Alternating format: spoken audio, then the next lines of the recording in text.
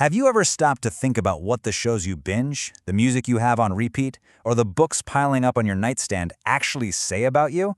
Well, it turns out our tastes aren't just random. They're almost like a psychological fingerprint. So today, we're going to decode one of these profiles and see what story it tells. You know, at first glance, your Spotify playlist and your bookshelf seem like they're from completely different planets, right? But what if I told you there are these hidden threads connecting everything you love? We're going to go on a little investigation into the patterns behind our preferences. And trust me, by the end, you might see your own choices in a totally new way. All right, let's kick things off with our first piece of evidence: what's happening on the screen.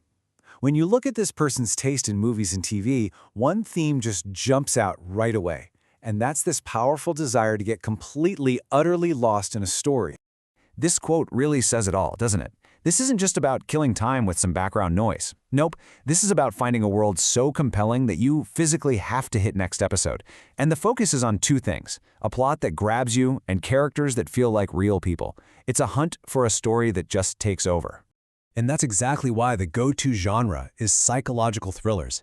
I mean, think about it. Films with those unexpected plot twists, they're basically designed to keep you on the edge of your seat, guessing, thinking, and just completely sucked in. The goal isn't just to watch something happen. It's to feel like you're living inside it for a couple of hours. And check out the range here. It's not just giant blockbusters or quiet little indie films, it's both. So what gives? Well, it's because whether you're getting that immersion from a massive, explosive spectacle or from just absolutely stunning, artistic cinematography, they're both scratching the same itch. They deliver a high-quality visual experience you can totally lose yourself in. Okay, now this detail is a huge clue. Hating spoilers and avoiding reviews isn't just a quirky habit, it's a full-on strategy. It's about protecting that pure, immersive experience at all costs. Because you can't really get lost in a story if you already know the final destination, right? Every twist has to land with its full impact. So, let's move from what we see to what we hear. As we start digging into this person's music taste, a totally different core value starts to shine through. The search for immersion takes a back seat to something a little more personal, a real craving for authenticity. This quote right here is our key. It draws a really clear line in the sand. It's not about hating popular music, not at all. It's about seeking out its most raw, stripped-down, genuine form. The preference is clearly for something unpolished over something that's been perfectly produced.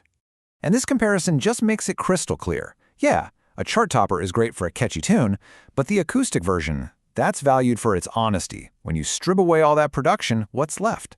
The meaningful lyrics and the heart of the melody. It feels like a much more direct line to the artist's emotions. And this is where that authenticity gets tied up with memory. Old songs are so much more than just sounds. They're basically little time capsules, aren't they? They give you this genuine, unfiltered connection to emotions and moments from your childhood. And that feeling of nostalgia, well, that's about as authentic and emotional experience as you can get.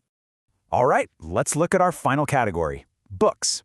Here on the page, a theme we saw with movies starts to pop up again, but in a slightly different way. It all comes down to the need for a good old-fashioned escape. The wording here is so specific. Reading isn't just about learning facts. It's a conscious choice to escape. See? It's that echo of the immersion we saw with movies and TV. The whole point is to shut the door on the real world for a while and just step into a different one. So how does this person find that escape? By being open to everything. It could be a trendy book from a bestseller list or a classic that's been around for a century. The way they find the book is way less important than the end result. Both roads lead to the exact same place: a thought-provoking, well-told story that you can just disappear into. And these habits really paint a picture of a practical, modern reader, right? They're not some stuffy bookworm obsessed with the object itself. Nah, it's all about the experience of reading. Doesn't matter if it's a paperback or an e-reader, the mission is simple: find a good page-turner and get lost. The format is just a detail. The escape is everything. Okay, so let's put all the pieces together. We've got our clues from the screen, the speakers, and the page. We've seen this search for immersion, this craving for authenticity, and this need for escape. So what's the big picture? How do all these dots connect? This is it. This is the big question we've been working towards. We've gathered all our evidence from the different corners of their media diet. Now it's time to connect everything and finally reveal the core values that really define this person's taste.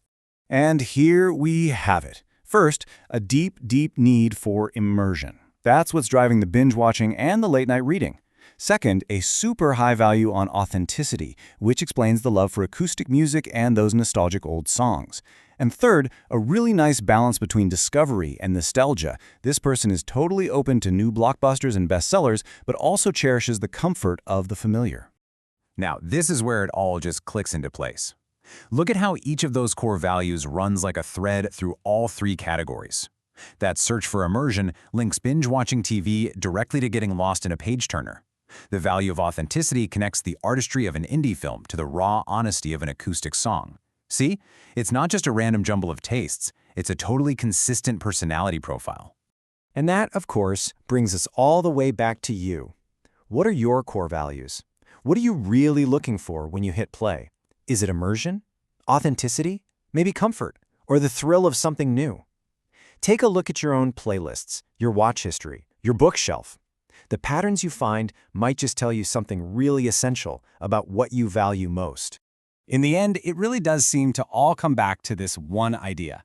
This quote just seems to capture the heart of this entire profile. Because no matter if it's through a screen, a speaker, or a printed page, what we're all so often looking for is one of the most fundamental human desires there is, the need to just lose ourselves in a really, really great story.